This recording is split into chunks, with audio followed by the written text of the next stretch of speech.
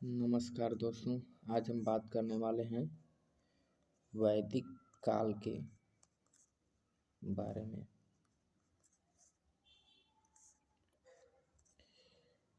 वैदिक काल जो है आपका 1500 ईसा पूर्व से 600 ईसा पूर्व तक रहा। ये दो भागों में विभाजित हुआ। पहला भाग है ऋग्वैदिक काल। ऋग्वैदिक काल। दूसरा है उत्तर वैदिक काल।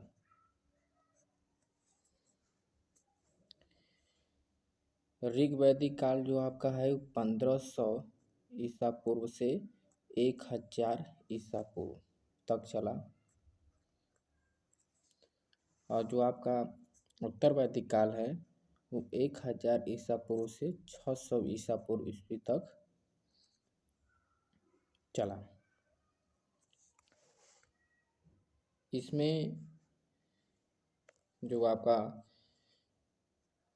क्रम है, पहले मान लीजिए परिवार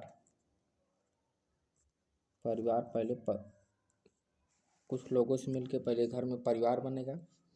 फिर परिवार से आपका बनेगा ग्राम।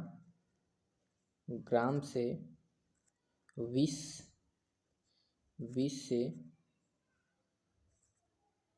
जन या कबीला भी बोलते हैं।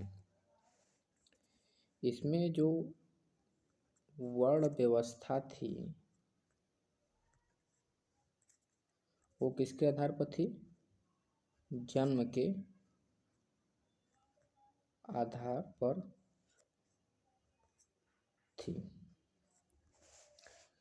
लेकिन उत्तर वैदिक काल में इसमें वर्ण व्यवस्था जो है, वर्ण व्यवस्था ये जन्म के आधार पर हो गई। किसके आधार पे? जन्म के आधार पे।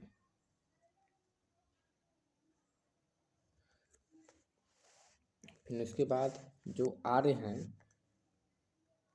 आर्यों का जो पेय पदार्थ मतलब पीने वाला जो पदार्थ है वो क्या है? सोम है। सोम आर्यों का पीने वाला पदार्थ सोम है। और आर्यों का खाद्य पदार्थ जो है आपका, आर्यों का जो खाद्य पदार्थ है वो जव है, जिसे यव भी कहते हैं। इसमें ये होगा ये टॉपिक। इसके बाद जो आर्थिक जीवन का आधार है, आर्थिक जीवन का आधार तो आपका क्या है? आर्थिक जीवन का आधार कृषि थी। आर्थिक जीवन का आधार कृषि थी।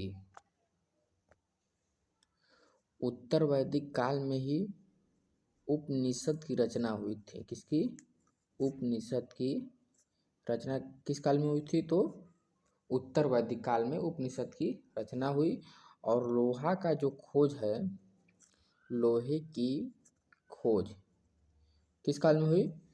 तो उत्तर वैदिक काल में लोहे की खोज हुई।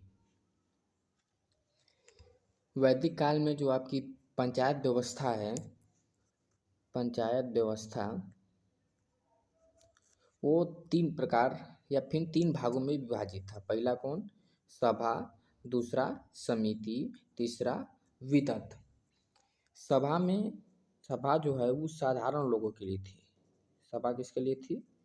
उसमें कौन लोग शामिल हो सकते हैं? तो साधारण लोग।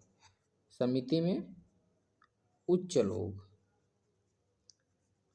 और विदत में सभी लोग। सभी लोग मतलब उसमें महिला भी शामिल हो सकती हैं।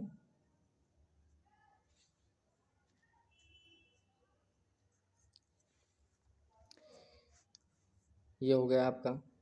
अब यहाँ पे एक प्रश्न भी आ सकता है कि ऐसा कौन सा पंचायत व्यवस्था था जिसमें महिला भी शामिल हो सकती थी, तो वो आपका विदत आ जाएगा।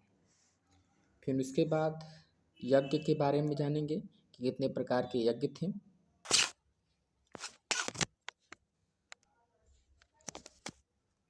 इसमें जो यज्ञ हैं वो 3 प्रकार के यज्ञ थे। कौन कौन से? तो पहला अश्वमेध यज्ञ, दूसरा वाजपेय यज्ञ और तीसरा राजश्रेय यज्ञ। जो अश्वमेध यज्ञ था वो क्या है जानेंगे। अश्वमेध यज्ञ एक ऐसा यज्ञ है जिसमें एक घोड़े को छोड़ दिया जाता था और वो घोड़ा जहाँ तक जाएगा वहाँ तक उस राजा जो घोड़ा को छोड़ा है उसका साम्राज्य का विस्तार होता जाएगा। अगर मान लीजिए घोड़ा को कोई पकड़ लिया तो वो उससे युद्ध होगा, यानी कि कुल मिला कि ये युद्ध के लिए होता था। वाजपेय यज्ञ जो है शक्ति प्रदर्शन के लिए, शक्ति प्रदर्शन के लिए ये यज्ञ होता था। शक्ति प्रदर्शन के लिए कौन सा यज्ञ होता था? तो वाजपेय यज्ञ। और जो राजश्रेय यज्ञ है वो आपका शपथ के लिए होता था। अब देखेंगे कि ये एक दूसरे से किस प्रकार संबंधित है।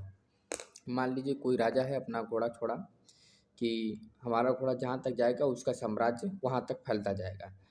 लेकिन अगर उसी में आ गया कि नहीं, दूसरा व्यक्ति आ गया कि हमारे में तुम्हारा घोड़ा कैसे आ सकता है, जब ऐसी बात आएगी तो युद्ध होगा। अब जब युद्ध होगा तो शक्ति प्रदर्शन होगा। जब युद्ध हुआ तो शक्ति प्रदर्शन हुआ। जब शक्ति प्रदर्शन हुआ तो कोई उसमें से एक जीतेगा और एक हारेगा। जब जो एक हारा और एक जीता तो जो जीतेगा वो क्या कराएगा? शपथ लेगा तो वही शपथ में राजश्रेय यज्ञ हो जाएगा। यानी कि अश्वमेध यज्ञ, वाजपेय यज्ञ और राजश्रेय यज्ञ 3 प्रकार के वैदिक काल में यज्ञ थे। अब इसमें जो वैदिक काल है उसमें देवताओं का भी वर्णन है। तो कौन कौन से देवता हैं उसके बारे में जानेंगे। देवताओं में सर्वप्रथम स्थान इंद्र का था जिसमें उनका 250 बार वर्णन हुआ है।